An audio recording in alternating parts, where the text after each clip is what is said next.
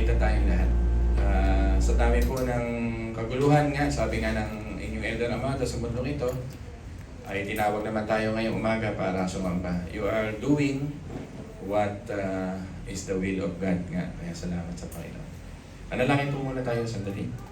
Our dear Godfather, maraming salamat po sa iyong pagmamahal sa amin na sa kabila ng kadiliman ng sanlibutan, mga kulturang bagong inihasik ni Satanas sa sanlibutan ito by using media, by using trends na mga bago ngayon.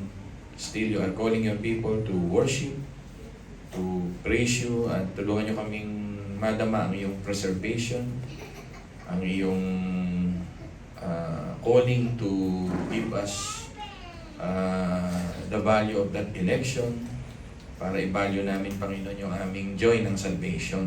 Tulungan mo kami ng mga anak mo na laging magpuri sa iyo, sumamba sa iyo at iukol accordingly, Panginoon, ang ukol talaga sa iyo. Pagsamba, buhay, kaluluwa, because you are our Creator and God. Kaya sa umagang ito, nawa ang aming buong katauhan, espiritu, at ang aming katawan, kahit maraming kapaguran, ay maialay namin sa mga panandaliang oras na ipagkaloob mo ay to really offer our lives to you as we sing kanina yung mga ganitong mga awit. Maraming salamat po. Ituon nyo ang aming diwa para lamang sa inyo. Lahat ng lilipad ng isip, Panginoon, sana po ay huwag ma-disturb at talagang mag-focus lamang sa kanilang pag-aalay ng buhay sa umaga. Maraming pang salamat. In the mighty name of Jesus we pray. Amen. Sige po, tuloy po tayo sa ating tinatawag na series ng pagiging catalyst, at mamayang hapon sisimula tayo mga singles, basta wala kang asawa, wala kang kapartner at gusto mong manatili sa salita ng Panginoon, pinagpe-pray ko na makasama ka mamaya hapon. Medyo mataas yung grado ng salamin ko kay Kuya Jun doon, iwan ko yan. Meron kaya medyo mababa dyan. 120. Hilo ko rin. 300 siguro. Mga 200 lang. Alam may 200 yan. Sige nga. Tingnan. Taas nito. Ay, pwede yan. Ako, nahilo din ako. Salahan ako ito, naiwan ko. Kailan din ako mahalin ito, 25,000.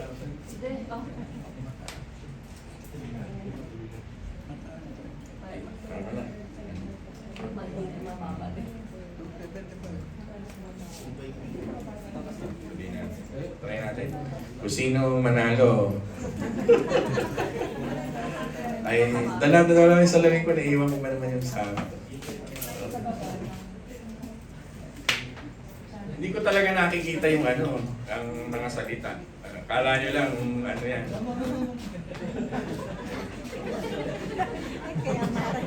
Kanina ito? Kay Lori po. Kay Lori po. Hindi mama. Kumbaga kay Cinderella, hindi sakto. Last na lang. Tama na, patingin. Hindi mabisa lang. Bagay, pastor ito kulay. Anong grado nito? Marago, 300 ba ito? Ano? 200. Sabi ko sa inyo, gano'n ang anak ko. Okay na. Ihiramin ko na ito. May Lucas na tayo. Iba yung parang dyan. Ito 200, yung ganda. Sakto. Sige na natin, baka nakahulog ko pa yan. Halaga na ng yan, cellphone. Salamat sa Diyos. Wow. Sige po. Sama-sama lang tayo sa natin ngayon. Ang biyahe yata ni Elder Pong bukas, so pag-pray natin, biyahe niya sa birthday ko. Habang bumabiyahe siya, naghahanda naman ako ng aking kaarawan niya. As I said, ito po ang ating great team na pinag-usapan, yung being a catalyst ay, huwag na kayo tumawa, Candice, ang ganito. Okay lang yun. Being a catalyst, sa bata, nagamit. Being a catalyst ay conqueror tayo. Yan yung mga pinag-uusapan natin, conqueror tayo. Kaya yan ang lagi niyong ilagay sa inyong mga diwa at isip na tayo ay pinakalooban ng Diyos ng rights sa mundong ito na maging conqueror. Kaya nga sabi sa Romans chapter 8, we are more than conquerors. Kaya kayong mga Kristiyano na naririto, huwag kayong nag-iisip na maliit sa inyong sarili. Though yung humility naman ay pinahihiran ng Diyos sa atin, ay ibig lang sabihin ng Panginoon nun ay hindi basta-basta ang Diyos mo. Hindi basta-basta ang nilalapitan ng Panginoon. Ito ay talagang dapat mong itanim sa iyong isip na ikaw ay mananagumpay. Yan ang po ang ano natin sa Tagalog. Ito po ay sinulat ni Joshua. Kung gusto niyo ng patunay, nasa chapter 24 yan, verses 1 to 6. Si Joshua. I really like him, si Joshua. Kasi namuhay din tayo na may mga pinuno ako nung araw at ako'y bata at nag-successorship din naman ako. Alam nyo, may mga goal ako sa buhay nung araw na gusto ko kumari ay sumusunod lamang. Parang puso ni Kuya Amado nyo yan. Pastor, gusto ko supporter lang ako sa'yo. Sa totoo lang, ganun din ang dream ko noon. Pero talaga pag tinawag ka ng Diyos, hindi mo maiwasan kahit paano talaga ilalagay ka ng Diyos. Great responsibility, sabi nga ni Spider-Man, ay malaking pag-conquer mo sa mga gagawin mo. Gusto kong sabihin sa inyo na si Joshua ay eyewitness sa mga event simula nung sila ay umalis ng Egypt. Kaya in young season, going to older season, to the wiser season, mamaya tatalakayin ko sa inyo yan, si Joshua ay nakaranas ng mga seasons of life. Nakatulad nyo rin na siguro iba sa inyo nasa younger season pa, hindi natin pwedeng puwersahin yun. Older season, maganda na yon. Pero ang kalooban ng Diyos ay yung wiser season. Yung wiser season, sasabihin ko sa inyo yan mamaya, na naging buhay ni Joshua. Kaya makinig kayong mabuti dito mga minamahal. Yan. Nahuhulog ba? Ayun, nabalik yan. Yan, napakaganda. Si Moses po ay isang servant na talagang nagbigay din ng halimbawa kay Joshua para si Joshua ay makita niya yung buong planuhin ng Diyos. Yun po ang gusto kong sabihin. Si Joshua po ay commission. Pag sinabing commission, ay kung ang translation nito sa New Testament ay isinusugo, ipinapadala. Katulad ninyo ng mga mananampalataya, tandaan ninyo, basta nasa church kayo ngayon at kinikilala niyo si Kristo bilang Diyos at tagapagligtas, tayo po ay isinusugo. Hindi ho si Felix Manalo ang sugo. Ang sugo ay ang ating Panginoon Jesucristo at ang lahat ng follower ni Jesus Christ na totoong kumikilala bilang Diyos, tagapagligtas, Kristo, ay tinuturing na rin mga sugo ng Panginoon. Ito na po tayo. Isinusugo sila para mag-conquer ng land. Re-review tayo ng history natin. At pagka-conquer mo ng land, magbibigay ang Diyos ng law sa land. Naintindihan niyo po yan? Magbibigay ang Diyos ng constitution sa land. Iyon yung constitution ng Diyos. Hindi lang po pag-conquer ng land ang kanilang trabaho. Babaguhin nila ang buong bayan sa pamamagitan ng pagiging catalyst. Tuturuan nila ang buong bayan na maging isang reform. Pag sinabi ko sa inyong reform, hindi ko yung relihiyon na parang evangelical, baptist, o Presbyterian, Pentecostal, Episcopal, napakaraming mga grupo-grupo. Pag sinabi ng reform sa Bible, parang born again, na ibig sabihin we are going back what is the main foundation of the Word of God. Yun nga lang, na ginawa na natin, reform kami. Pero ang ibig lang sabihin ng reform, ako ayon sa diwa, ayon sa puso, ayon sa practice. Naintindihan niyo po ba yun? Kaya pag tinanong kayo, ano pa kayong Kristiyano? Kami po ay mga Reformed Christian. Reformed believer of Christ. Ganun, pagka nagpipil up kayo ng kahit ano, lalagay niyo yung reform. Napakahaba naman na kami po ay mga taong bumabalik sa salita ng Diyos. Ang haba. Kaya yun na lang ang ligay niyo. At pagkatapos ng conquering, ay pagbibigay nga ng law at pagpapractice ng holiness. Yun ang main goal ng ni Joshua na i-conquer mo lang, bigay mo yung loko at magpa-practice na ang tao ng holiness. So, after occupying, ito na ang pinagkakaloob nila sa Canaan. Kaya mapakahalaga nito mga kapatid, makinig kayong mabuti. Imagine mo ang Canaan ay isang lugar na nagpa-practice ng legal na prostitution. Kaya si Rahab dito, una kong tinalaki sa inyo para makita niyo yung background, talagang sunod-sunod. Alam niyo, nangyayari sa ating church, katulad last week, akmang-akma sa mga pangyayari yan, pero hindi ko alam ang mga sitwasyon dito sa lupa, pero pag gusto ng Diyos na ituro talaga, mga announcement, katulad last week, katulad nitong aking sermon ng last week, talagang akmang-akma, pati mga kanta. Ganun po kasi talaga ang Diyos. Pagka may gusto siyang gawin sa isang bayan. Talagang kahit ngayon, gusto ng Panginoon na turuan tayo na magko-conquer tayo, mamumuhay tayo sa law ni God, at yung talagang holiness papakita natin. Dahil nga, may sitwasyon nga dito sa Canaan na legal ang prostitution. Kaya si Rahab dito, trabaho niya ito. At alam niyo ba, sa Canaan may infant sacrifices. At yung wall na yon, gawa ho yun sa ilang mga buto ng bata na hindi sa inyo nakakaunawa. Kaya kailangan yung Jericho wall mawasak at madurog. Yung mga buto ng bata, mga laman ng bata, inihahalo nila sa tinatawag na kanilang pangdimpla bilang sacrifice nila sa God nila doon. First time nyo narinig ito, pero ito ang karumal-dumal na ginagawa sa Jericho. Kaya ang Jericho dapat, parang Sodoma at Gomorrah na dapat silang wasakin. Yun po, yung mga bones ay marami sa wall nito. Horrific, di ba? Kahindik-hindik ang sitwasyon. Pero ganito ang culture, practice ng religion, ng pagan practice ng Canaan. Di ba? They celebrate sin in their present situation and they are departed from what is right and what is correct.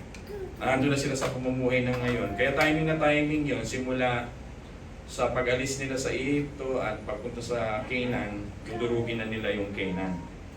Totoo po yun.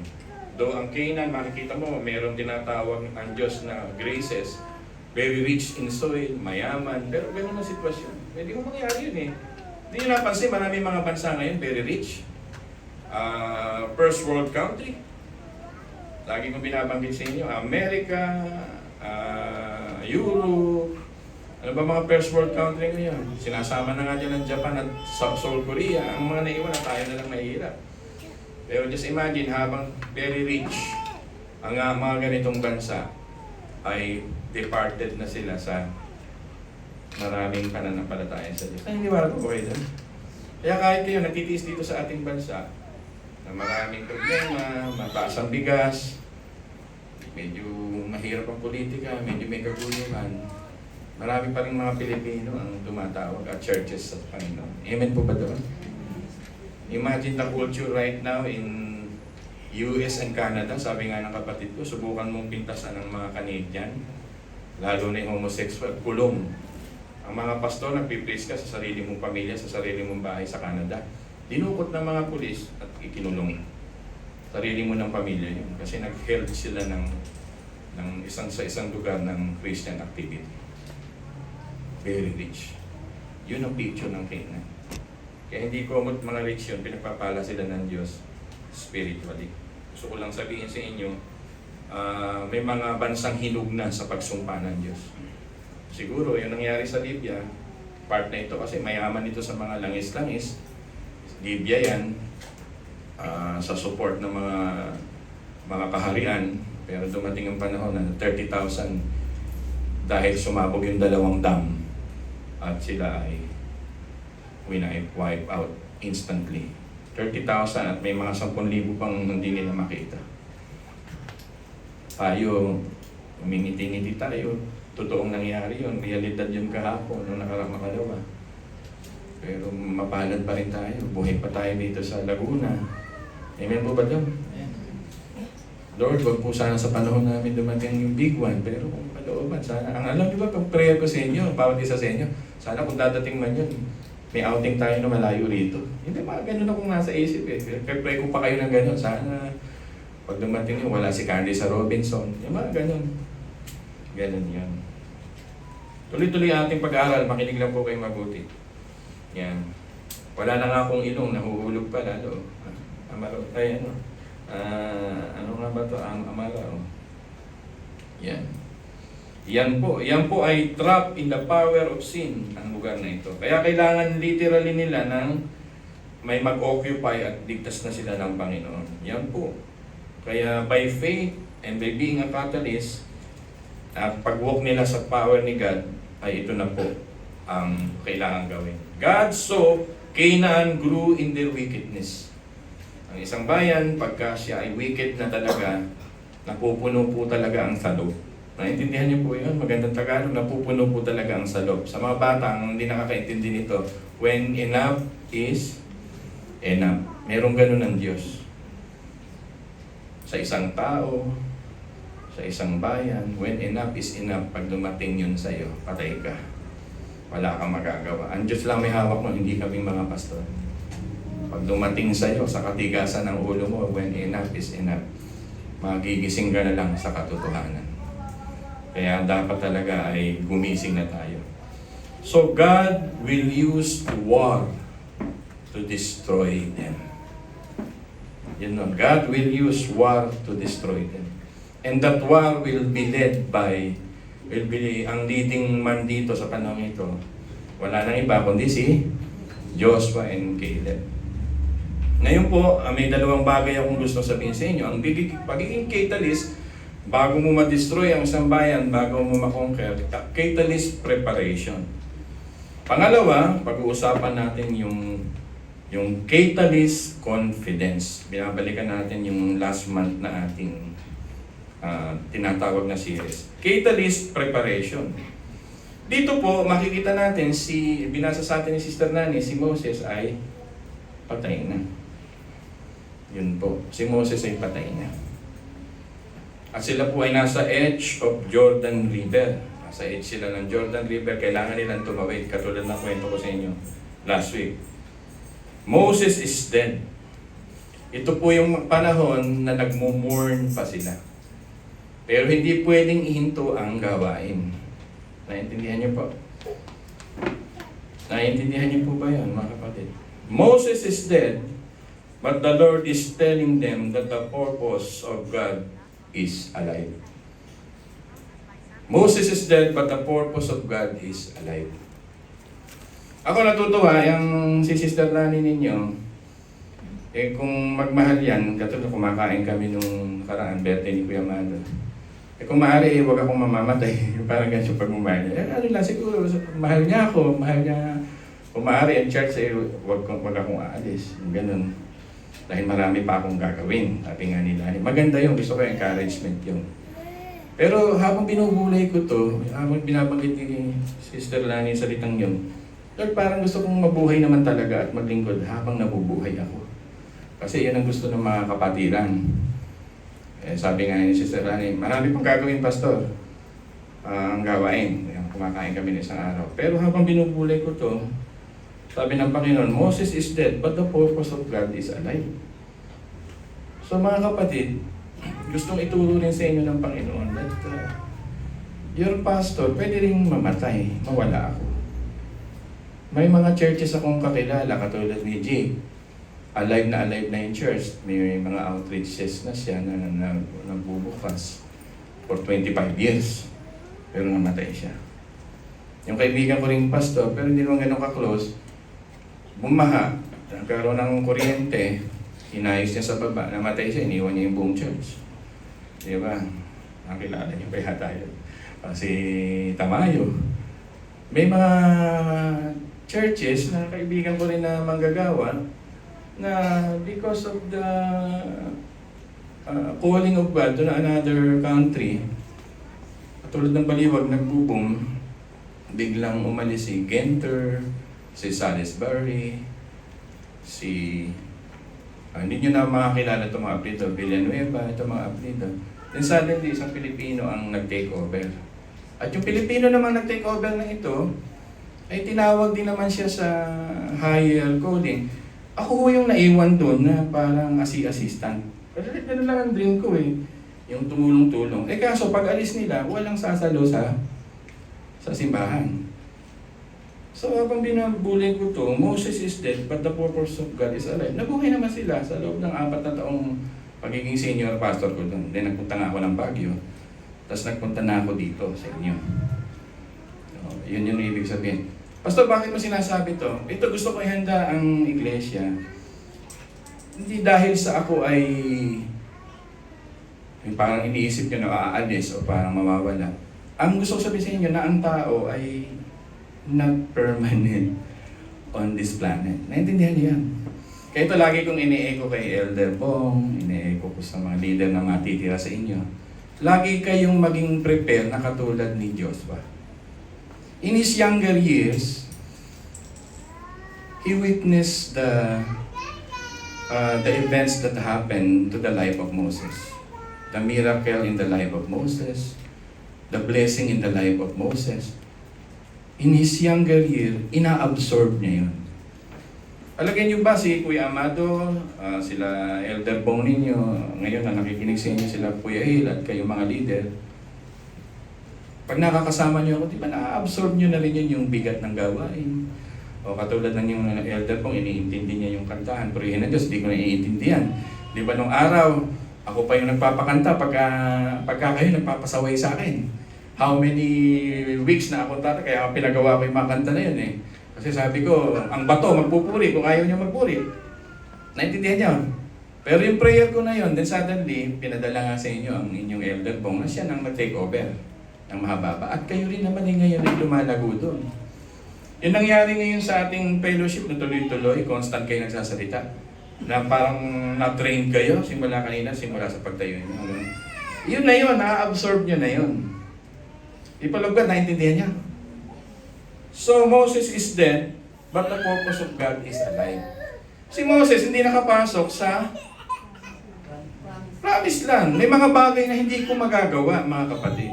Kaya nga mayroong 1 Corinthians chapter 12, Ephesians chapter 4. Yung masarap na luto lang ni Kuya Hel ninyo nung last week hindi ko kayang gawin yung napapalambot ng gano'n yung karne. May mga ganong pagluluto. Yung ginagawa ng Elder Bong ninyo na galing doon sa mga paperwork, sa mga terminology, sa paggawa ng mga documents. Hindi ko na kayang gawin yun. Wala ako doon. Parang, Pastor Ariel, making a document. Parang hindi ko vocabulary yun. That's why for 13 years, I will preach to you for 52 Sunday, 52 prayer meetings. At ngayon, nagdagdag pa. Hindi nyo na kayang bilangin yun. Naiintindihan nyo ibig sabihin. Kaya ngayon, pag may tinatawag na kayo ng Diyos dito sa church, ito message, Pastor, kaya kong gawin to, mukhang di mo kayang gawin. You are very much welcome. Yung detalye lang, halimbawa, yung pagpili ng mga pagkain, yung meron tayong, ano tawag dito, yung ating anniversary. Hindi ko na kaya yun, Sister Lani na gumawa. Sabi ko, Lani, hindi ko na kaya yan. Pipiliin ko ba ang combination? Baka mamaya alagay ko diningding, saka dimsum. Malayo. O, diba? May mga tao kasi na nakukuha yun. Bakit, Pastor Ariel, sinasabi mo ito? Kasi, baka mag-expect kayo sa akin that I will do anything. That will do everything that you want. People are listening. Hindi po pwede. I will teach and I will pray for you. Like the commission ministry for the apostles sa Book of Acts. Kaya sana, lutuin nyo sa puso nyo. Hindi magagawa lahat ni Pastor Ariel to. Kaya nga nung ginagawa namin itong building, hindi ako nakikialam sa mga sukat-sukat at height-height nito.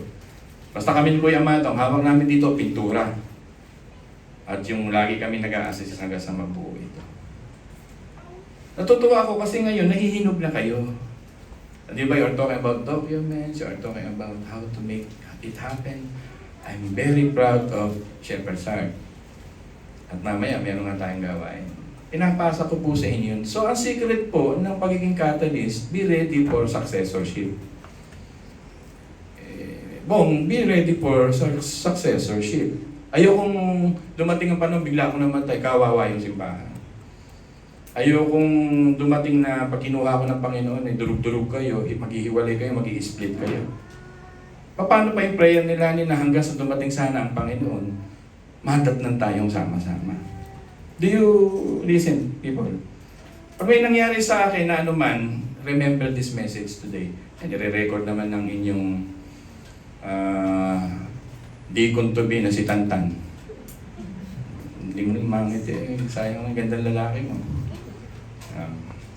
People are listening. Pastor, bakit mo sinasabi no? Kaysa naman wala kang gawin.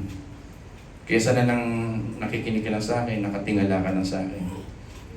Hindi mo ginagawa yung tungkulin mo na tawag sa iyo ng Panginoon.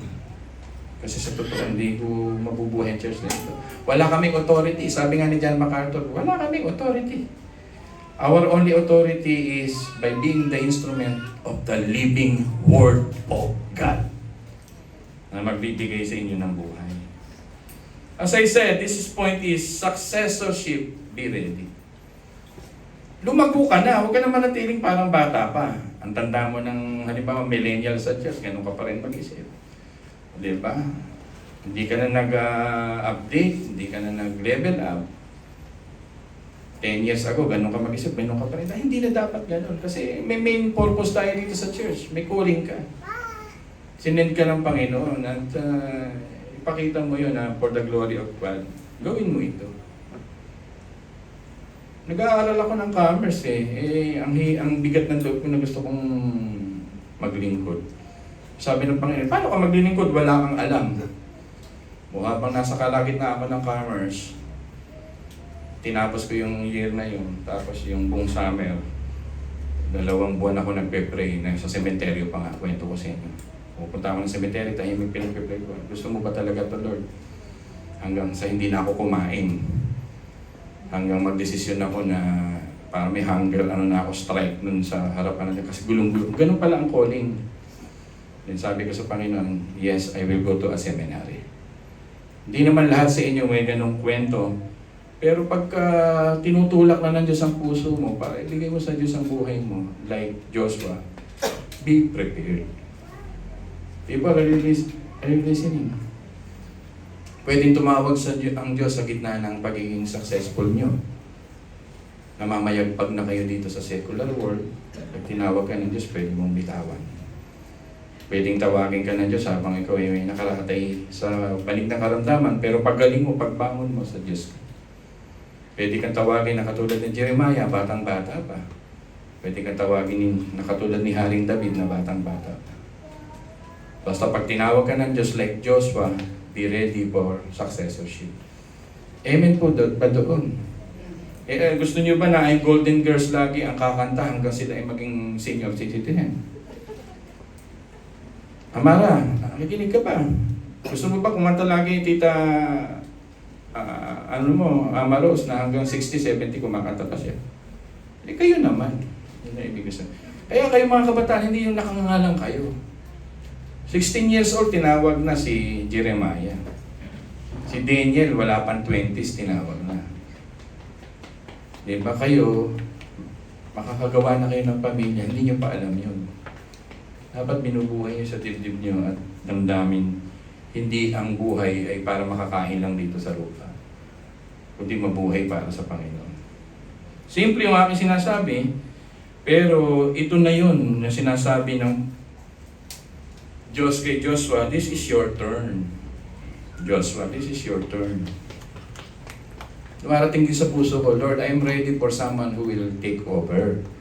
Hindi ako yung pastor na parang kapit sa mga ganyan. Wala ng kaluwalhatian ng Diyos sa ganyan. I will be successful if I will see a successorship. Tama ba English ko? A true success of a leader is their successors. Walang kwenta ang leader pag walang successor. Kaya pinapasa ko nga sa inyo, musika, administration. Kaya mapabawasan ang tinatawag ng bigat. We carry each other's burden. Ano ba doon? Alam mo ba sa'yo ako naman ginagawa yun, dinidelegate ko sa inyo.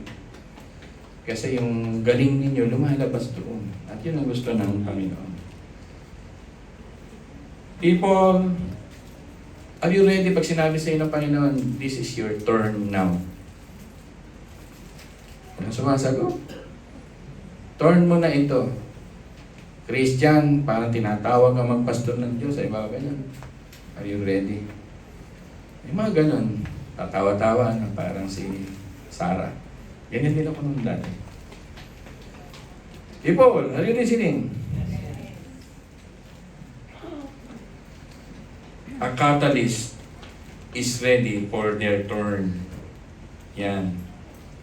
What will you do tomorrow kung alam mong kasama mo ang Diyos bukas?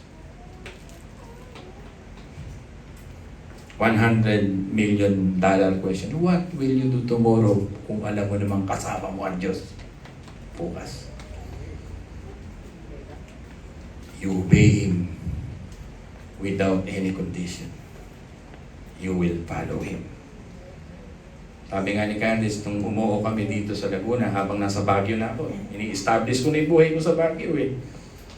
Talagang nandun na eh. Nag-ano na ako sa church, nag-preach na ako, aalis na yung pastor, pupunta ng Batangas. Sabi ko, I'm here to have my vacation eh. Wala talaga sa isip ko yung ganito eh. Pero kung talagang gusto mo ko, Panginoon, na maglingkod, gagawa kang paraan. Salamat pa rin, God uses people, all things will work together for good. Kaya thankful pa rin ako sa mga tao, kahit mabigat ang pangyayari. But obey the Lord. Ang sabi nga lang ni Candice, basta Panginoon, samahan niyo lang kami. Yun lang naman prayer niya. Dalawa kami nagpe-pray, Lord, samahan niyo lang po kami. It's enough. Are you ready, people? Huwag ka lang mabuhay sa sikmura. Huwag ka lang mabuhay sa pleasure. Hindi magbibigay ng true happiness yan. Hindi magbibigay ng permanent joy. Hahanap-hanapin mo pa rin ang pinakamatamis na tunay ng dahilan ng pagkakalikha sa iyo. Yun ay sumamba, maglingkod at mag-alay ng buhay sa Diyos. Doon mag-ahari ang fulfillment sa heart. Diba? If God is with you, at sure mo namang kasama siya bukas, uulitin ko ano ang gagawin mo. Yun yan. So take over, be in charge, be a catalyst. Be strong and courageous. The purpose of God is alive. Mamamatay ang inyong pastor, pero ang kanyang adhikain at plano sa iglesyang ito, kung gusto niya ay mananatili magpakailan pa man. God will keep His promise. Don't forget that. As good as it's done. Yes, magre-wrestle tayo. Magkakaroon tayo ng mabigat na mga problema like Moses died, but they rise, and they go. Sabi nila, namatay po si Moses. Balik na lang po kami. Yung ba sabi nila dito sa Joshua 1? Atras tayo, balik tayo sa Egypt at humingi tayo ng tawag sa Paraon. Yung ba sabi nila? People, nakikinig ba kayo? Ano sabi ni Joshua? There's no turning back. Sapagkat sasamahan sila ng Panginoon. Me and my household, sabi nga niya sa mga few verses, we will serve the Lord. Walang balikan, walang atrasan. May sitwasyon, patay ang kanilang leader. Pero nakikita nila ang faithfulness of God that never dries up. Never run dry in the face of a funeral. Ang utak nila, tuloy ang gawain. Yan po ang church. Iniiwan ko po sa inyo yan. Si Apostol Pablo, hindi niya natapos ang paglalakbay niya sa Spanya. At kailangan ituloy ito ng susunod na mga henerasyon. Si Haring David, hindi niya natuloy ang paggawa ng templo, tinuloy ng kanyang anak. Naiintindihan niyo ako, mga minamahal. Napakaraming leader, ang Panginoon lang ang nakatapos sa kanyang gawain. Kasi gusto ng Panginoon na merong successorship sa church. Kaya nakakalungkot yung mga simbahang kapito ko, diba? Ang mga leader. Yung parang ayaw nilang mamatay yung mga si Almeda namatay. Doon tuloy simbahan. Ayaw nilang mamatay si Felix Manalo. Tingnan mo nangyari sa church. Yun ang ibig sabihin. Huwag na tayong dumating sa ganun. Secondly, a catalyst must talagang show the full confidence toward God. God is starting to remind them, I will be with you. Be strong and courageous. Lagi ko sinasabi sa inyo, kailan ba kayo iniwan ng Panginoon? Kailan ba kayo nagutom? Sinamahan ng lahat sa buhay natin. Kailan ba kayo iniwan ng Panginoon? Kaya lang, dagdagan mo naman ng adventure ang buhay mo. Huwag monotony. Monotonous. Paulit-ulit ka na lang. Asan ang adventure mo sa Panginoon? Nasaan yung sinasabi ni John Bunyan sa iyo, the pilgrimage? Nasaan yung excitement? Ang lahat nun, pag nagdesisyon ka para sa Panginoon. God knew as human being we are scared. God knew as human being we are afraid. Pero nakita nga niya for 40 years, leading a camping for 40 years. Yun ang ginagawa ni Joshua. Gawa tayo ng camp. Kumuha kayo ng kahoy, ayusin nyo, mag-camp tayo. Dito tayo kakain, dito inumin natin. Yun ang ginagawa niya eh. Pero sabi ng Panginoon sa inyo, sa kanya ngayon, you will be the commander. You will be the great soldier and warrior of mine. You will be in charge. Sinabi pa niya dito na, ano ba ito? Di ba? May nagsabi pa siya, hindi ako handa. Di ba si Moses, sinabi niya yun eh. Hindi ako marunong magsalita. Tatakot ako, sabi ni Moses. Pero pag sinabi sa inyo ng Panginoon, I will be with you, that will be our greatest confidence. Sa umagang ito, naniniwala ka bang kasama mo ang Diyos? Amen. Sa pagpapamilya mo, naniniwala ka bang kasama mo ang Diyos? Amen. Take that risk as the last message last Friday, so that we can experience the transformation and witness the adventure with God. Totoo yun eh. Nung mag-desisyon ako, nakita ko nga eh. Ang tatay ko talaga, Diyos talaga eh. Siya bumili lahat, pantalon, susuot. Lahat-lahat siya talaga eh. Pag-aaral. Talagang kitang-kita ko ang kamay ng Panginoon na hindi niya iiwan at pababayaan ang kanyang mga anak. Lagi ka lang luluhod, hihingi sa Diyos ng awa. Hihingi sa Diyos ng marubdob. You wrestle with God. Para sa John chapter 15 na you are using His name. Powerfully, the name of Jesus Christ to ask anything in prayer. Ang mundong ito, sabi nga ni John MacArthur, we need to dominate this world. Ulang na sabihin nga niya sa message niya, pinagtitiwala na ng Diyos sa atin ito. Pero kung isang Kristiyano na lalampa-lampa, lalatoy-latoy, nahihiya lagi. Lagi kang may dahilan, kaya hindi ka nakakatalo sa ating gawain. Napakahirap na ito. Be transformed from grace to grace, from glory to glory. From simplification stage, dadaling ka ng Diyos sa detoxification stage. I-detox ang lahat ng problema mo sa buhay, dilinisin ka. Kaya nga ako minsan nagsesermon na, naluluhan na. Part yan ng pag-detox sa atin. Then the last stage will be the consecration stage. At pag consecrated ka na, tapos ka na dun sa old season, you will be in the path of the wise season of life. Consecration stage means our song will be our response today. Offering of our whole selves to God. All for God. I will offer my life to Him. Tama-tama yun. Hindi kami nag-usap, pinakanta niya. Wala kang gagawin para sa sarili mo. Aalisin mo ang sarili mo sa lahat ng bahagi. That's consecration stage by giving glory to God. Amen ba ng people? Amen lang kayo ng amen ha. Pagka nandun na yung panahon na gusto niyo nang magutom ha, lalabas kayo para manguha ng mana. Nabuluktol yung mga mana. Sabi ng Panginoon, huwag kayong makukuha ng araw na ito. Pinipili mo pa rin kumuha ng araw na yon. Mabubulok buhay mo. Darating ang panahon na useless, meaningless, walang kwenta na inilalakbay mo dahil wala ang Diyos at kalooban ng Diyos sa ginagawa mo. Kasi ayaw mo magpa-consecrate sa Kanya. This is our paradigm shifting as a catalyst. Pastor, what is paradigm shifting? Ito, nire-research ko para sa inyo lahat. From divine appointments. Sabi ni Joshua, ni Moses, alalayan mo ko, samahan mo ko. Maging kanang kamay kita, Joshua. Pero namatay si Moses. So, kailangan niyang makita yung second stage, the divine assignment.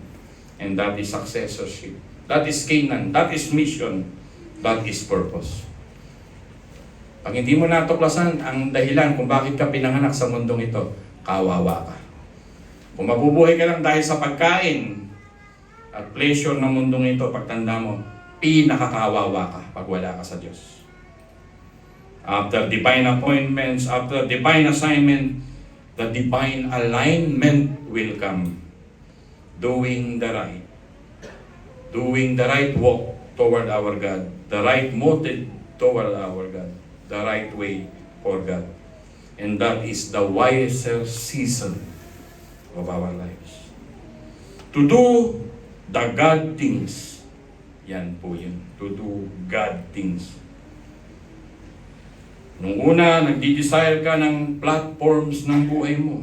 Ibig sabihin ng platforms ng buhay mo, itong gusto kong pangarap, itong dream ko sa buhay ko, itong gusto kong gawin hanggang 60 ako, hanggang 75 ako. Platforms ang tawag yan. Pero gusto ng Panginoon, discover my pathways in your life. From platforms to pathways. Amen po ba mga minamahal? Be concerned about the depthness of your life. Palaguin mo naman ang iyong sarili. Palalimin mo naman ang relationship mo sa Diyos. Maging malalim naman ang pagtingin mo sa Kanya at pananampalataya. Lumalim ka muna. Yun ang gusto ng Panginoon sa ating mga buhay. From pedestal, our platform, for pursuing a way of life, that's our pathway. That's why Joshua mentioned, me and my household, we will serve the Lord. Amen ba mga minamahal? Ang gusto ng Panginoon ay mayroong divine romance. Pastor, ang lalim naman ang sinasabi mo sa umagang ito.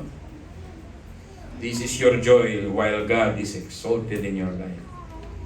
And others are elevated in your life. That is divine romance. Nalulugod ang Diyos. Basta siya lang ang naitataas. Malapit na tayo matapos. Yung statement, makinig kayo mabuti. Inihahanda ko yung mga atin mamaya. Ito yung mga preliminary na binabanggit ko. I want you to hear and recognize the purpose and the voice of God in your life. Baka masyado ka nang nawili sa ginagalawan mo ngayon. Hindi ka na nagbulay-bulay, sino nga ba talaga ako? Pag tinanong ko kayo, sino ka nga bang talaga? Sino ka ba? Anong isasagot mo? Halimbawa, Gabi, tinanong kita, sino ka, Gabi? I am an HR manager. Pastor. Ganun ba sagot? Pag tinanong kita, Tan, balang araw, who are you, Tan? I'm your personal pilot, Pastor. Ano ba sasagot niyo pag tinanong mo kayo? Marvin, ano ba tinanong ka na Diyos? Marvin, sino ka? Ang sasagot mo? I am a good son to my parents. Ganun ba ang sagot? Nani, ano ba tinanong kita? Nani, sino ka? Ano sasagot mo? Ha? I'm the beautiful wife of Elder Bong. Iba sasagot? Tinatanong kita, ano? Wapo, Mr. Javier. At tinanong ka ng Diyos, sino ka? I'm a newly promoted engineer in my plantation. Yung ba ang sagot? Magandang lahat yan, gusto ko yan. Meron akong kaibigan, si Ate Ami, no? Isang pastora ng Bulacan. Sabi niya nga sa akin, isang araw tinext niya ako, I am tired. Nakakaiyak to. I am tired. But my soul is always excited for the Lord. 78 years old, alive and kicking. kahit ang katawan ay bumibigay na. Nahihilo na lagi. Pero pagka sumamba, ay pagsamba talaga. Yun yung isa sa mga mentor ko, babae pa to. Pero pagka may nararamdaman as human being, sinasabi naman. Pero hindi niya isinasantabi ang higit na mahalaga sa buhay. My soul is always excited for God. Patig ka na ba? Pagod ka na ba? Tired ka na ba? Wala ka na bang panahon sa Diyos? Ito na yung mga alerts, red signals of your life na malayo ka nga talaga sa Diyos. Always go back to your calling. Lastly, babasahin ko sa inyo mga few verses para makita natin ang mga purpose natin sa buhay. Baka may mapulot kayo dito. Sabi nga ng Galatians 6:2, carry the burdens of others and you will fulfill the law. Ito po yung mga thoughts that I paraphrase. Carry the burdens of others and you will fulfill the law. Sabi nga ng Hebrew 13:16, share what you have. God is pleased with this sacrifice. Sabi nga ni Marvin, tiklop palad. Ngayon ko lang narinig yung Tagalog na yun. Tikum sa Tagalog yun, pero sa kanya tiklop palad. See the needs of God's people. Romans 12:13. Habang ginagawa mo yun, nakikita mo yung pangangailangan ng tao sa loob ng simbahan, ginagawa mo ang tawag ng Diyos sa iyo. Matthew 5:16, shine for others. Kailan ka huling naglingning para sa ibang tao? Lagi ka na naglilingning sa sarili mo. Useless. Ipagningning mo yan sa ibang tao. Kaya nga naging liwanag ka, hindi yan para sa iyo lang. Yun yung para rin sa iba. Proverbs 3:27, do good from someone who deserve it. Yun sabi dito. Huwag kang lalabas na hindi gumagawa ng goodness from someone who deserve it. Holy people, someone who deserve it. Proverbs 3:27. Philippians 2:4, think of others better than yourself. Amen po ba doon? Matthew 25:44-45, when you feed and give water to others, you are doing it for me. Yan si Diyos pa, yan ang magiging tungkulin niya. James chapter 2:14-15, walang kwenta ang pananampalataya kung hindi mo naman pinapakita ito at pinagdaramot mo sa iba. Diba? Walang kwenta ito. Faith is dead. James 2:14-17. God will not forget you if you do good to others. Hebrews 6:10. Why we need to be a catalyst? Why? Because of God and others. And last verse na gustong basahin sa inyo na makakatulong din para makita natin ang puso ni Joshua. Poor persons will never disappear from the earth. Sabi ng Deuteronomy 15. That's why I am giving you this command. You must open your hand generously. Yung binanggit ni Marvin kanina. You must open your hand generously to your fellow Israelite, to the needy among you, and to the poor who live with you in your land. A principle that we read, that our lives like Joshua, to be a catalyst, is an offering to God.